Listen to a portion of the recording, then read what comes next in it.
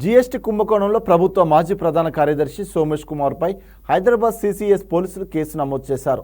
వాణిజ్య పన్నుల శాఖ అదనపు commissioner Kashi Visweswararao, deputy commissioner Sivarama Prasad, IIT Hyderabad assistant professor Sobhan Babu, Flianto Technologies Private Limited నిందితులుగా ఉన్న ఈ కేసులో 5వ నిందితుడిగా సోమేష్ కుమార్ను చేర్చారు.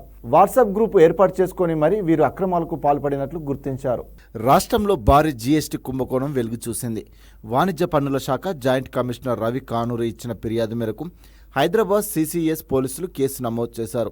ఒక్క తెలంగాణ బేవరేజెస్ కార్పొరేషన్ పన్ను ఎగవేత ద్వారానే వాణిజ్య పన్నుల శాఖకు 1000 కోట్లకు పైగా నష్టం వాటిల్లగా మరో 11 ప్రైవేటు సంస్థలు సుమారు 400 కోట్లు ఎగవేసినట్లు ప్రాథమికంగా గుర్తించినట్లు ఆ ఫిర్యాదులో పేర్కొన్నారు. ఎఫ్ఐఆర్ ప్రకారం మానవ వనరులకు సరఫరా చేసే Big Lift Technologies and Solutions Private Limited పన్ను చెల్లించకుండానే 25.51 కోట్ల ఇన్పుట్ ట్యాక్స్ క్రెడిట్ తీసుకొని మోసానికి పాల్పడినట్టు తేలిన నేపథ్యంలో వాణిజ్య పన్నుల శాఖ అంతర్గతంగా విచారణ జరిపింది. వాణిజ్య పన్నుల శాఖకు సాంకేతికను అందించే సర్వీస్ ప్రొవైడర్గా ఐఐటి హైదరాబాద్ వ్యవహరించింది.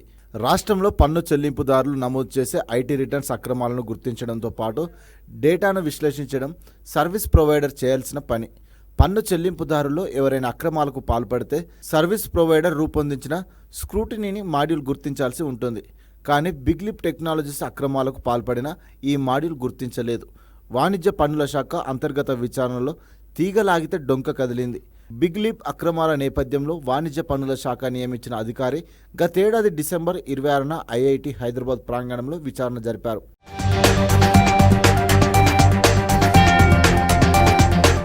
అప్పటి రెవెన్యూ శాఖ ప్రత్యేక ప్రధాన కార్యదర్శితో పాటు వాణిజ్య పన్నుల శాఖ అదనపు commissioner SV Kash Visweswararao, deputy commissioner Sivarama Prasad మౌఖిక ఆదేశాలతో అక్రమాలను గుర్తించకుండా సాఫ్ట్వేర్లో మార్పులు చేసినట్టు విచారణలో గుర్తించారు. ఐజీఎస్టీల అక్రమాలను గుర్తించకుండా సాఫ్ట్వేర్లో మార్పులు చేసిన కారణంగా ప్రభుత్వ ఖజానాకు నష్టం వాటిల్లినట్లు తెలిపారు. ఈ నివేదిక ఆధారంగా కాశీ విశ్వేశ్వరరావు, శివరామ ప్రసాద్ ఫ్లియాంటో టెక్నాలజీస్ ప్రైవేట్ లిమిటెడ్ను వాణిజ్య పన్నుల శాఖ వివరణ కోరింది. సోమేష్ కుమార్ ఆదేశాలతోనే తాము సాఫ్ట్వేర్లో మార్పులు చేయాలని సూచించినట్టు వారు వివరణ ఇచ్చారు.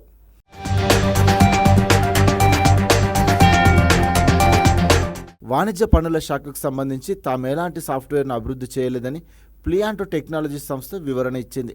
ఈ నేపథ్యంలో తమ శాఖకు ఐఐటి హైదరాబాద్తో జరిగిన ఒప్పందం గురించి మరింత లోతుగా వివరాలు రాబట్టేందుకు జనవరి 25న స్టేట్ ఆడిట్ డిపార్ట్మెంట్ డైరెక్టర్కు వాణిజ్య పన్నుల శాఖ ఉన్నతాధికారులు లేఖ రాశారు. పలు లోపాలున్నట్లు ఆడిట్ డిపార్ట్మెంట్ నివేదిక ఇచ్చింది. డేటా అంతా ఐఐటి హైదరాబాద్ నియంత్రణలోనే ఉందని, డేటాలో అవసరమైనప్పుడు మార్పులు చేసేందుకు అవకాశం ఉందని వెల్లడించింది. మరోవైపు ఐఐటి హైదరాబాద్ నిర్వహణలో ఉన్న డేటాబేస్ ఆడిట్ అప్లికేషన్ల గురించి సిడాక్ నుంచి సైతం వాణిజ్య పన్నుల శాఖ నివేదిక తెప్పించింది.